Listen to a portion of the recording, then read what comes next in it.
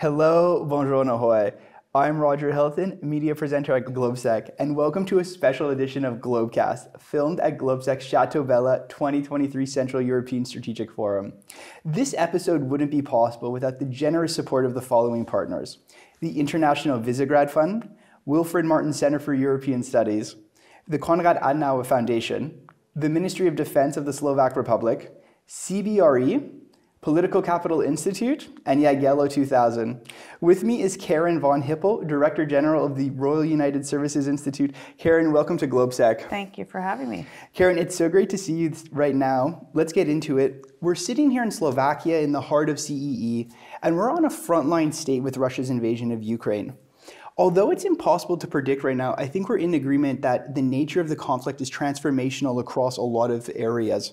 My first question for you as we get started is, whenever this war ends, what new geopolitical fault lines or ideological philosophies will emerge, you think, between Kiev and Moscow?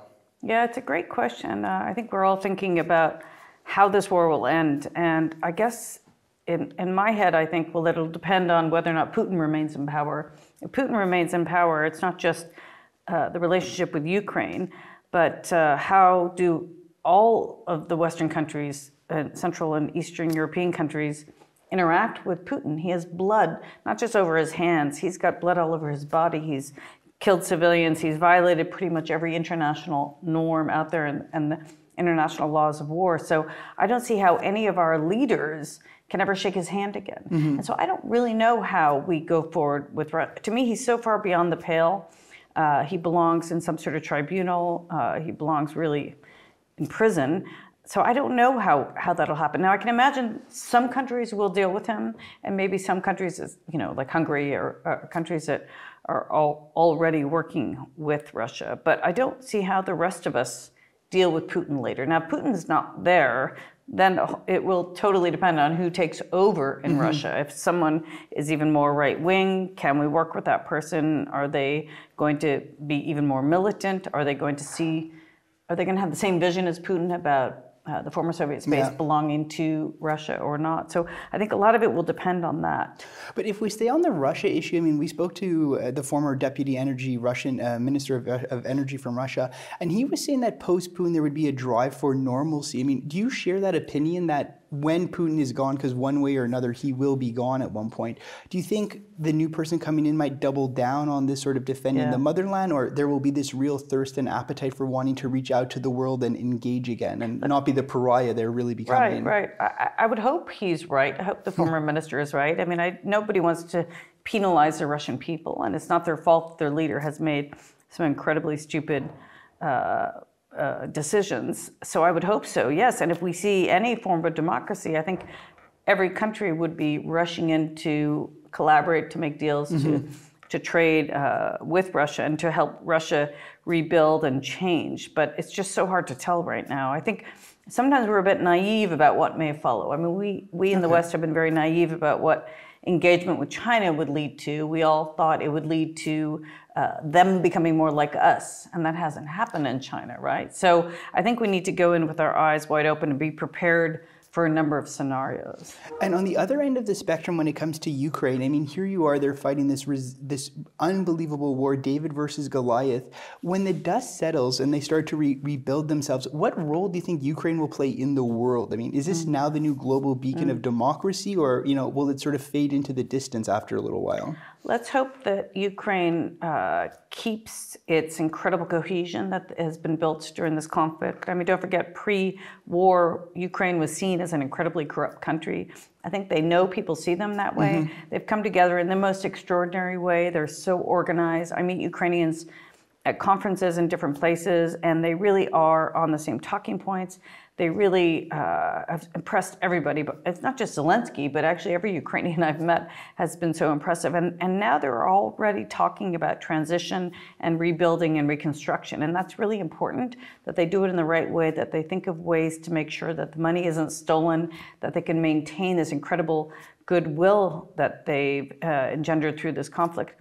There are some people out there that are saying they should become members of NATO, they should become members of the EU. I think that's to be determined, but as much as possible, bringing them into our family of nations, I think would help. And I think it would help not only solidify the reforms that could be made, but I think, I think would be good for all of us as well. Yeah, I mean, let me just push back on one point on that, because obviously after 2014 with Maidan, there was a lot of positivity, a lot of judicial reform that went on. But of course, it's an unfinished project. Yeah. Do you think that the same risk exists whenever this war ends? Because obviously in the West, North America, Ukraine fatigue is real and it's very cyclical. So, I mean, after a certain while, they'll be out of the spotlight. But do you think this will be a really defining moment for them where they'll clean it and emerge? 100%. And I think that in transition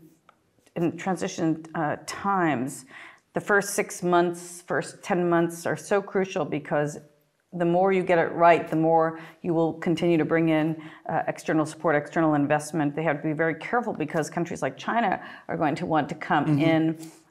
Countries that may not have democratic practices are going to potentially want to play a big role, and they're going to be challenged by trying to coordinate. Now, they've done an incredible job coordinating military assistance going into the country, really an incredible job, and hopefully they can use some of those same skill sets to coordinate the aid and the trade that's coming in. But the transparency piece is going to be very important. In fact, at RUSI, we are already starting to think about these anti-corruption. I mean, if you look at the billions that are going into the reconstruction, it's totally in the Ukrainians' interest to make sure that it's spent properly. And we're starting to look at ways to support that. We're thinking about the transition phase, pre-reconstruction, really. I mean, you're going to have places like Kherson, Mariupol that were occupied for shorter periods of time, but totally destroyed, and very different if they ever take back Crimea, because Crimea has been so Russified in every way, right, since the invasion. So I think they're going to have to be thinking through the phases of different parts of the country, depending on how much of their country they get back. Yeah. And listen, I mean, even when you think about some of these mechanisms, there were countries like Romania and Bulgaria while they were still in the EU who were still subject to a little bit more oversight. And on weapons, the Pentagon has also been involved to making sure it's not a black hole. We spoke about the Pentagon. Let's move to security. A lot of the emphasis has been on hard security. But Karin, let me get your take. When it comes to humanitarian and food security, what do you think are some of the major lessons learned? I think that, for me, the most important byproduct of this war is it just shows how interconnected we all are. I mean, if you think about the global energy crisis, a global food security crisis, a global economic crisis, so much of that is a spillover from this war.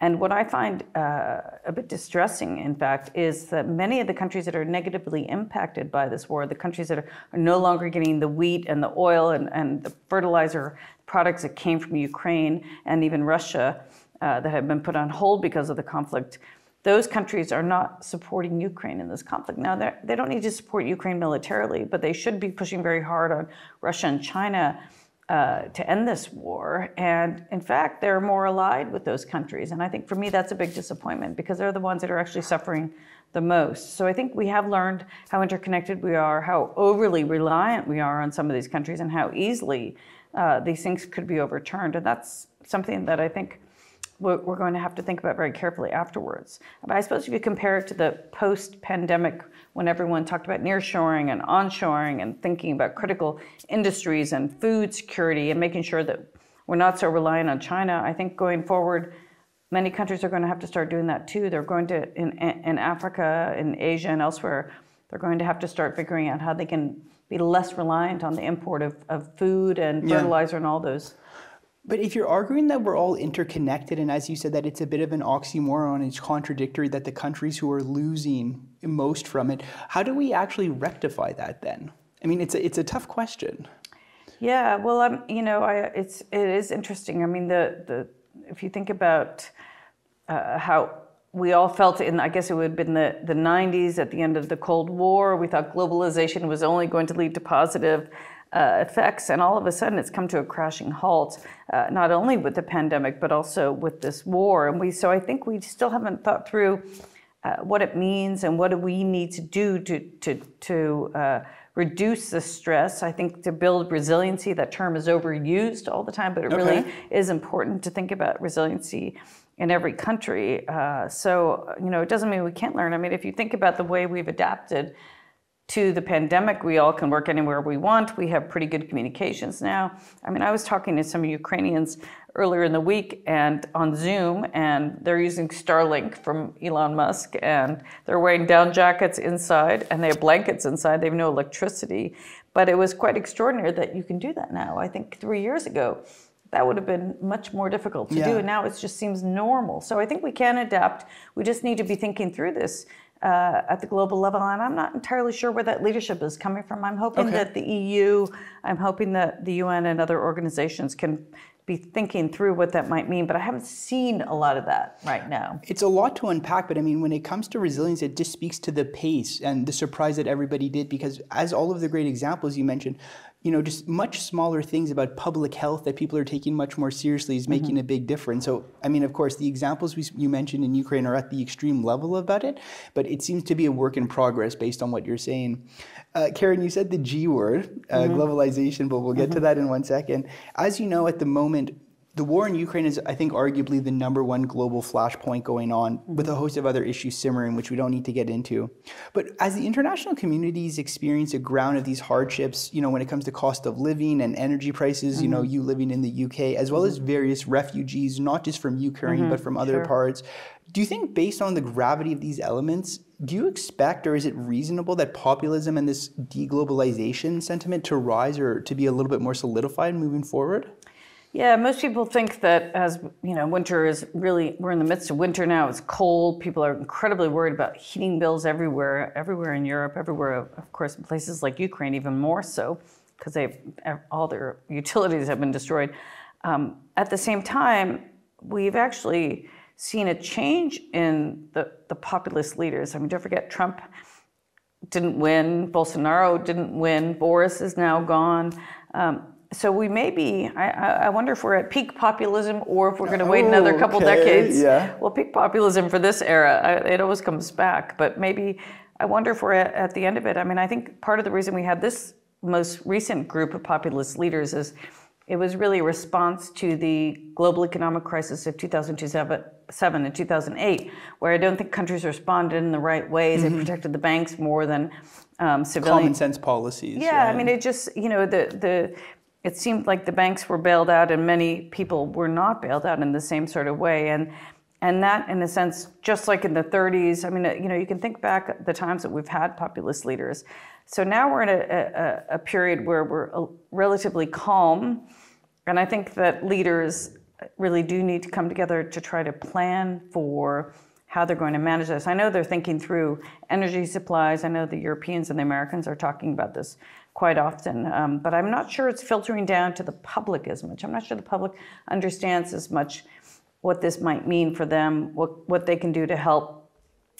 So I would hope that they would still see this the support for Ukraine as existential. I think in Europe it is more existential, I think, especially in this part of the world. They understand it a lot better than they do maybe even in the UK, because it's a bit further removed from Russia. So yeah, it's, you know, it's so hard to predict where things are going to go from here. But do you think it's more of a stratcom or a strategic communications problem about, you know, that globalization is not a dirty concept or that it has benefits? Because obviously it's been reduced to him versus me and I'm the loser in it a lot of the times. When you've just made, you know, a very compelling argument earlier about the interconnectedness and how great that is actually. I don't think your average person is thinking, this is globalization or not. I think they're just worried about their electricity bills. Yeah. Some of them understand how it's connected to this conflict. Some of them may not understand. Some of them are going to say, just like they always will say, why are we spending so much money overseas when we have our own problems? Yeah. I mean, you hear that at times of peace as well.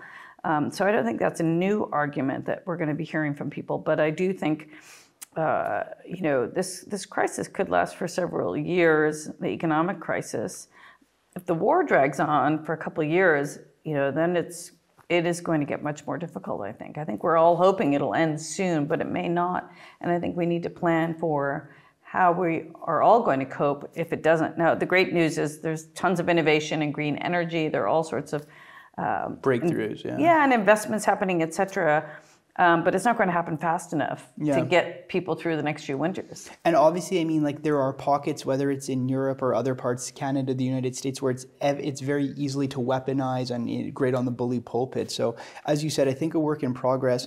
You mentioned already the breakthrough technologies. So Karin, like with all of these emerging disruptive technologies, as well as, you know, massive demographic shifts taking place, what is the future of world polarity in your view? Yeah, it's interesting. Some people think that the country that has the mastery of advanced technologies, AI, quantum, all sorts of cyber aspects, is going to be the most powerful country. And we've seen China make that their goal, that they're going to invest in these advanced technologies, that they're going to be the leader, the world leader. We don't see our own countries making such a commitment. In the United States, there was a congressional body looking at ways to make the U.S. more competitive in the space. Eric Schmidt from Google was chairing it. It was a congressional body. Damaging report, right, about the...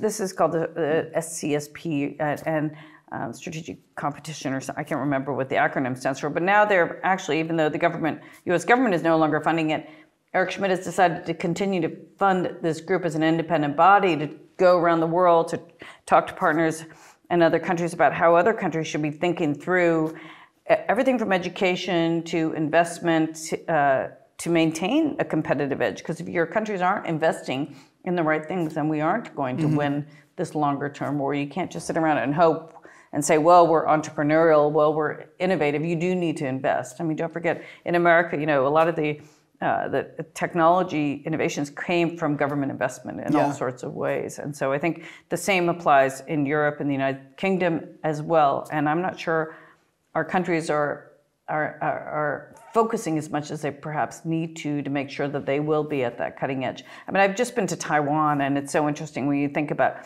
how they invested so heavily several decades ago in the semiconductor industry and just completely put themselves ahead of everybody else. And they have these ecosystems surrounding the chip companies that maintains the whole lead that Taiwan has, because it's not just one or two companies, it's actually a whole like series. You said, ecosystem. Yeah, the companies that feed into it, the education system feeds into it, people are recognized in a positive way when they succeed in this space.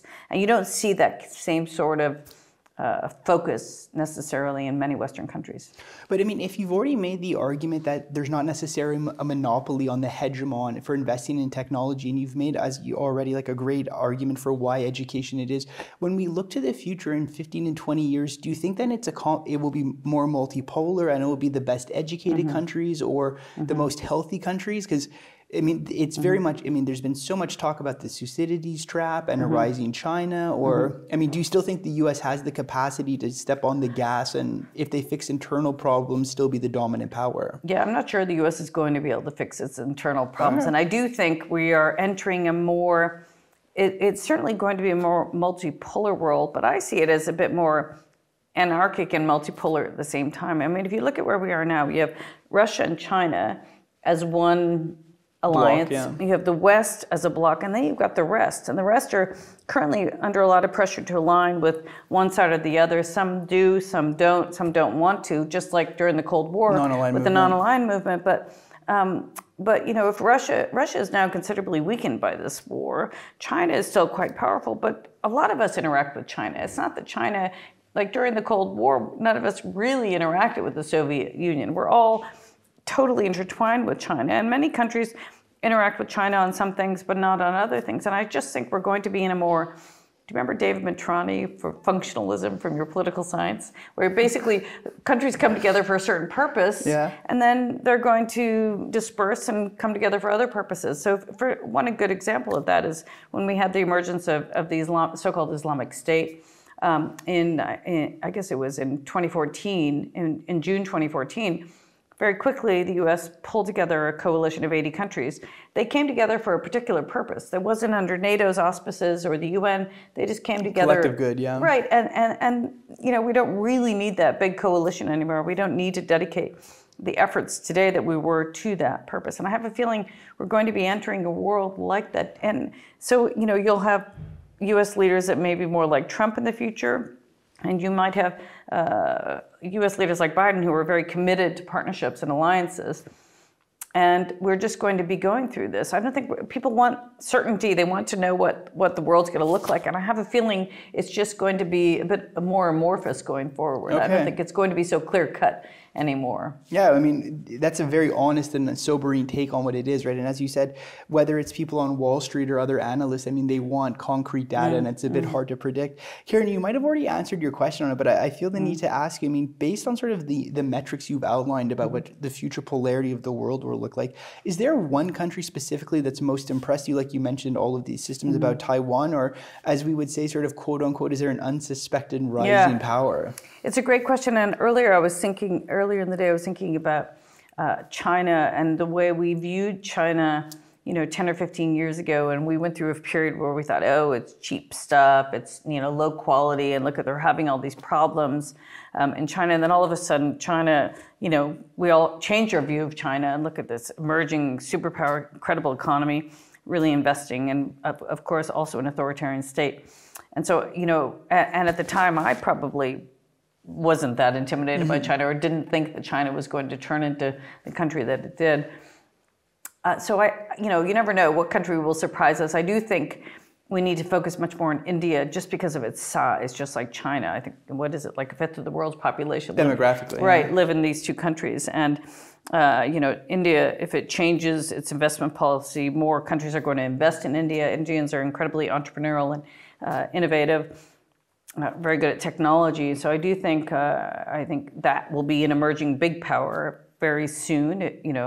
And so it's just going to get more crowded. The space is going to get crowded. But you also don't need to be a big country with nuclear weapons and a lot of money to cause trouble or to play a positive role. I mean, we've seen so many countries pitch above their weight because they just assert themselves or because they're very good at certain things. So whether it's Taiwan with the semiconductors, or Estonia in many ways with its with its bespoke skill, with its cyber capability, or a country like Russia, which actually until this invasion we were all saying, well, it's a third-rate economic power, but look what it's been able to do on the global stage. It's been able to interfere all over the place. It's been able to ensure a seat at the table, even though it really isn't the power that it was. Yeah, but at what cost to its people, though? Right, of course. Because, like you said, the miscreants on the international stage is great for some people, but, for the average Russian, what does that bring them, right? Whereas at least other great powers, if they are smart, I think you would agree, invest in their people, which is the greatest resource. Of course. Well, and Iran is another great example of that. And so it's very interesting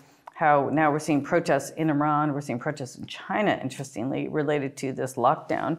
And, you never know what's going to happen. The Iranian government has been incredibly brutal in the past with lockdowns, but we all would love to see a different Iran emerge. The Iranian people as well. The people in all these countries are incredible and have so many resources, and they're not being invested in, as you say. And so you do want them to be in a position where they feel a part of their society. They want it to grow in the right ways. So when I was just saying punching above their weight, there's punching above their weight in a negative way and in a positive way. So it is hard to say, what country will be that next country that does it. But a lot of it is about countries that are smart. They invest in the right things, like Singapore, or they decide they're going to, where the leader has a vision and where they're able to really harness all parts of government to focus on that vision. Before we just get to this last section on China, Karin, one thing that stands out based on what you're saying is, do you think now that a lot of the new powers are emerging, do you think they're going to be playing more sides of the aisle than they ever did before, where they will be less compelled to have to pick a side? And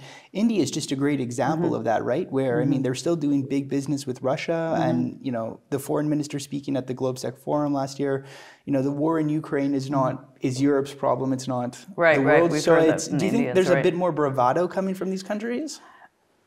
I don't think countries should be compelled to choose anyway. I never liked it when George Bush said that during the Iraq War. You're with us, you're against us. Every country has their own needs and their own reasons for making the choices that they make. So they shouldn't have to feel that they have to choose the West or Russia or China or whatever. But you would hope that and we shouldn't be pushing them to do that either. I mean, I thought when Trump was trying to push countries to break away from Huawei and all that those arguments can be made, but they need to be made on merit that you actually are putting yourselves at risk by buying by buying these technologies. So, I think it's in everyone's interest that countries collaborate, that they partner, that they trade, that people visit, they study abroad, that immigration, all that. I think it's in everyone's interest when that happens. It's just not all the countries abide by the rules. Yeah, well, I mean, no, that's a great sort of piece of soft diplomacy or soft skills, right? That, I mean, if you tell a country to take a position, you almost put them into a corner. They might do the exact opposite out of principle. Yeah, no country likes to be told what to do. I mean, I don't like being told what to do. And I don't really like that kind of diplomacy. And the U.S. is just as guilty of that, by the way, as a lot of other countries are. I like the individual example, so we'll make sure, Karin, not to put you don't tell me what to do. Not to put you into a corner. Karin, let's get to sort of our last part over here.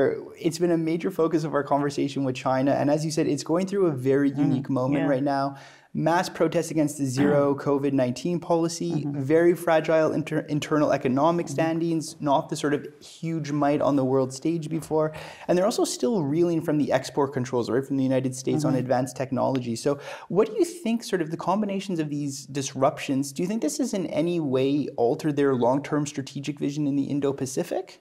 Or in global ambitions? Yeah, look, I couldn't second guess any leader. I mean, people are always saying, what's Putin doing? Why is he doing this? And it's the same with Xi Jinping. I was very heartened to see Biden and Xi meeting in person for the first time since Biden became president.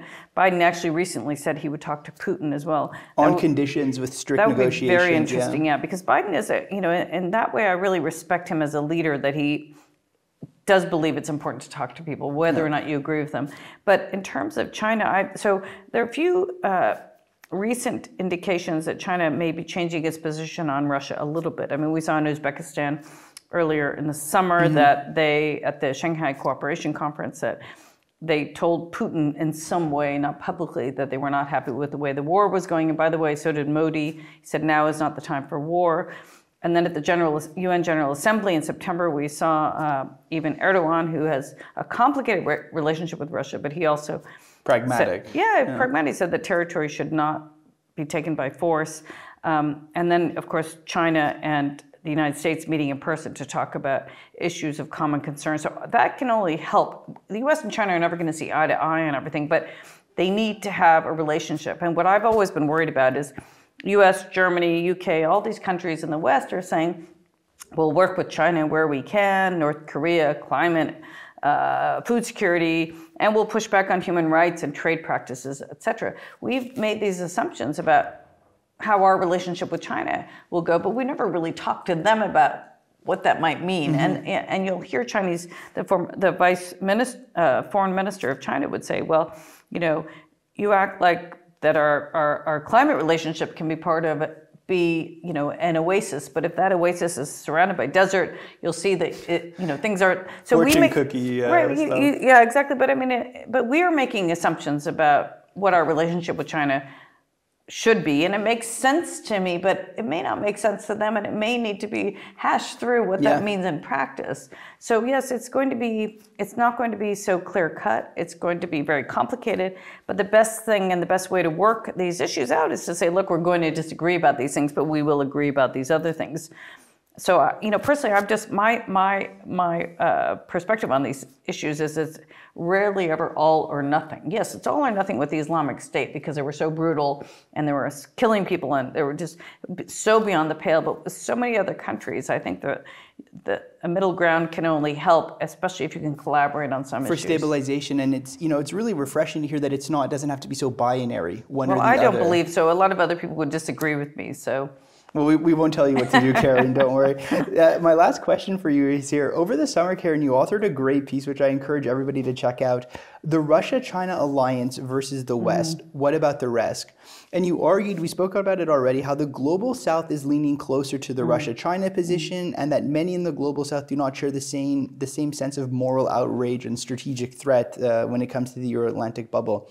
So my question is, with Africa being the fastest growing demographic segment and the global economy shifting to Asia, what do you think are the ramifications for the West if this Russia-China Global South alliance actually endures through the war? I mean, mean, is this now going to completely recalibrate international relations? It's a really good question, and I think it's something that we haven't really, I think we're only waking up to it recently, and I've spoken to friends who work in various governments, and they're getting very nervous about it. I mean, it's important to have allies all over the world, so not just in northern countries, but also in the global south for all sorts of reasons. And I think over the years, the Russians and the Chinese, through different means, have been building friendships. We have, lots of different activities in these countries, but, the Russians built alliances during the Cold War with many African countries. Yeah, with African countries, like Angola, Mozambique.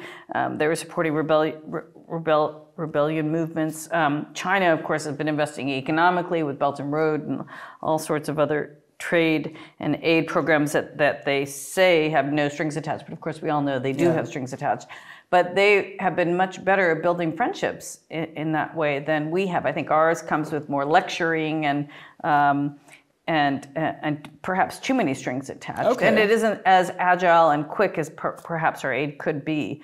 And so we have lost out. Now, the argument I was making in that piece was actually it's the countries of Central and Eastern Europe that should be the ones going out to those 35 plus abstaining countries at the UN, the countries that say it's not a war or they agree with arguments that Russia is making, because one of the arguments the Russians are making and the Chinese are making is that we're all neo-imperialist. I think the best people to say what a Russian imperial power is and explain to those Somebody countries. Who's been liberated. Yeah, these countries in Central and Eastern Europe who know it better than anyone. Mm-hmm. They're the ones that need to go out there and be making the case to these countries. And I think they can do it a lot better than the French or the Americans or the Brits, who all don't have a pure record. No, you're absolutely right. That's, it's 100% true.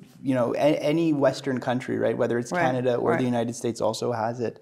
I guess that the last question is, do you think with all of these moving pieces which we've talked about, and we haven't even touched on public health or international health, do you think that a lot of these governments can walk and chew gum at the same time? Because as you said, I mean, reinvesting in soft diplomacy in Africa, engaging with partners in Asia, it's a tall order in addition to fighting a war and economic hardship. So are governments up for that type of work right now? And the people? Yeah, it's an excellent question. And I think part of the challenge is we almost try to do too much walking and chewing gum at the same time. We don't prioritize. So we have these long laundry list of priorities, whether it's about, what's the State Department policy on Africa? You'll see a list of 15 things.